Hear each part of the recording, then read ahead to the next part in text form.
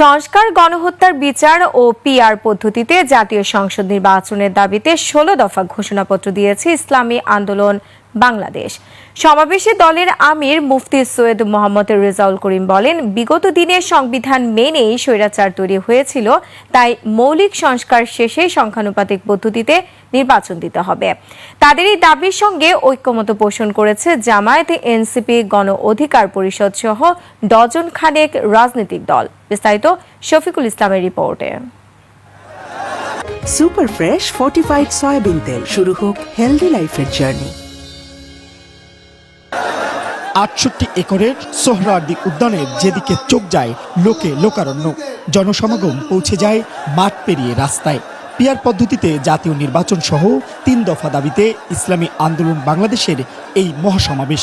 দুপুরে মূল আনুষ্ঠানিকতা শুরু হলেও তার আগেই দেশের বিভিন্ন জায়গা থেকে আসতে থাকেন নেতাকর্মীরা। কর্মী নিজের ইচ্ছায় আসে, নিজের পকেটের টাকা খরচ করে। ইসলামী শাসন কায়েম হোক, এটা আমরা চাই। সমাবেশে যোগ দেন জামায়াত, এনসিপি ও গণ অধিকার পরিষদ সহ বিভিন্ন রাজনৈতিক দলের সিনিয়র নেতারা। প্রায় সব ইসলামিক দল ও সমমনারা এবারই প্রথম ঐক্যবদ্ধ হয়ে আসলেন একই কাতারে। ছিলেন হিন্দু বৌদ্ধ জোটের নেতারা। সমাবেশে রাজনৈতিক দলের নেতারা পিআর পদ্ধতির বিষয়ে নিজেদের অবস্থান তুলে ধরেন।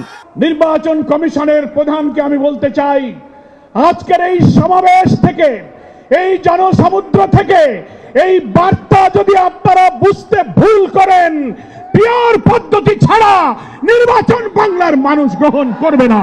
কোন দু একটি দলের উপরে ভিত্তি করে দু একটি দলের কথায় সংস্কারের নকশায় পরিবর্তন আনা যাবে না। আগামীর বাংলাদেশের সংসদে আমরা যদি আসলেই জনগণের প্রতিনিধিত্ব চাই, তাহলে আগামীতে এই পিআর নিয়ে আমাদের আরো জোরসোরে ভাবতে হবে।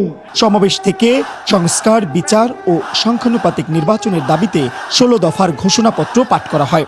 সংবিধানের মূলনীতি হিসাবে সাম্য, মানবিক মর্যাদা ও সামাজিক সুবিচারের সাথে আল্লাহর উপর পূর্ণ আস্থা ও বিশ্বাসী হবে রাষ্ট্র পরিচালনার মূলনীতি।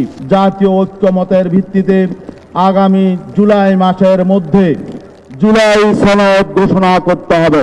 বিএনপি তো দাবি করেছে আমরা জাতীয় সরকার গঠন করব, আর সর্বদলের অংশমূলক সরকার গঠন হতে পারে একমাত্র পিআর সিস্টেম নির্বাচনের ভিত্তিতেই।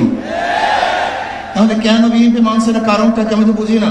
সভাপতির বক্তব্যে ইসলামী আন্দোলনের আমির বলেন, ক্ষমতায় গেলে সবার জন্য সমতা আনবে ইসলামী আন্দোলন বাংলাদেশ। দেশে ইসলামপন্থীদের ঐক্যের বিষয়ে গণ আকাঙ্ক্ষা তৈরি হয়েছে। সংস্কার না করে নির্বাচন আয়োজন করে দেশকে আবারও আগের অবস্থায় নিয়ে যাওয়া যাবে না। রাষ্ট্রের মূলনীতি সহ সংসদের উভয় কক্ষে পিআর পদ্ধতি নির্বাচনের মতো বিষয় ঐক্যমত্য না হলে গণভোটের আয়োজন করতে হবে। ইসলামিক ও সমমনা রাজনৈতিক দলগুলো মহাসমাবেশ থেকে বাংলাদেশ পুনর্গঠনের নতুন বার্তা দিল। এই বার্তা আগামীর রাজনীতিতে বাংলাদেশে কতটা ভূমিকা রাখবে সেটাই এখন দেখার বিষয়। শফিকুল ইসলাম, ২১ টেলিভিশন, ঢাকা।